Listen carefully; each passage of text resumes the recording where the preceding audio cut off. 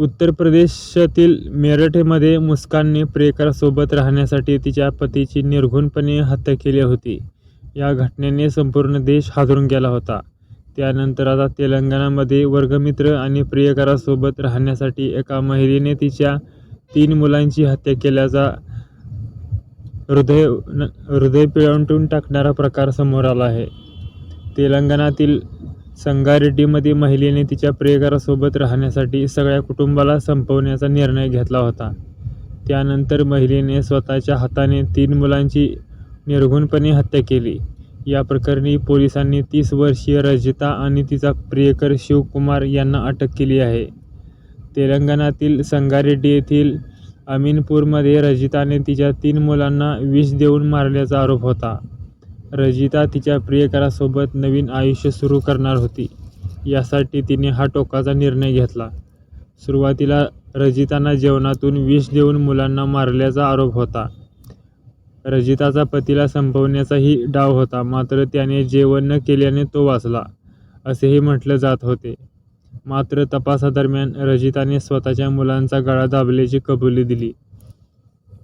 पोलिसांनी दिलेल्या माहितीनुसार आरोपी शिवकुमार आणि रजिता काही दिवसांपूर्वी शाळेच्या गेट टुगेदरच्या कार्यक्रमात भेटले होते. रजिता आणि चेन्नय्या यांचे लग्न 2013 मध्ये झाले होते. त्यावेळी रजिता 30 वर्षांची आणि चेन्नय्या 50 वर्षांचे होते. वयाच्या अंतरामुळेच त्यांच्या नात्यात कटुता होती आणि वारंवार वाद होत होते. 6 महिन्यांपूर्वी रजिता तिच्या शाळेच्या गेट टुगेदरला गेली होती, जिथे ती शिवकुमारला अनेक वर्षांनी भेटली. त्यांच्या जुन्या आठवणी पुन्हा जाग्या झाल्या आणि त्यांचे प्रेम पुन्हा जिवंत झाले. दोघांमधील नाते इतके घट्ट झाले की त्यांनी लग्न करण्याचा निर्णय घेतला आणि नवीन जीवन सुरू करण्यासाठी रजिताने तिच्या मुलांनाही मार्गावरून हटवले. शिवाने सोबत राहण्यासाठी रजिताला तुला मुलांपासून वेगळे व्हावे लागेल तरच तुझ्याशी लग्न करेल असे सांगितले होते. हे ऐकल्यानंतर रजिताने तिच्या मुलांना आणि पतीला मारण्याचा कट रचण्यास सुरुवात केली. रजिताने तिच्या मुलाला टॉवेलने गळा दाबून मारले.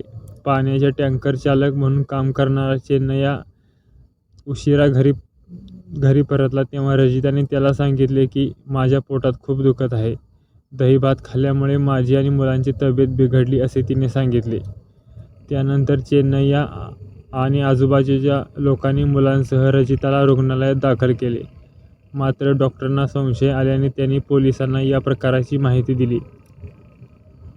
पोलिसांनी रजिताकडे कसून चौकशी केली असता संपूर्ण प्रकरण उघडकीस आले. रजिताने कबूल केले की तिनेच तिच्या 3 मुलांचा गळा दाबून खून केला होता. 3 मुलांपैकी एक 12 वर्षाचा आणि दुसरा 10 वर्षाचा आणि तिसरा 8 वर्षाचा होता. यानंतर पोलिसांनी शिवकुमार आणि रजिताला अटक केली.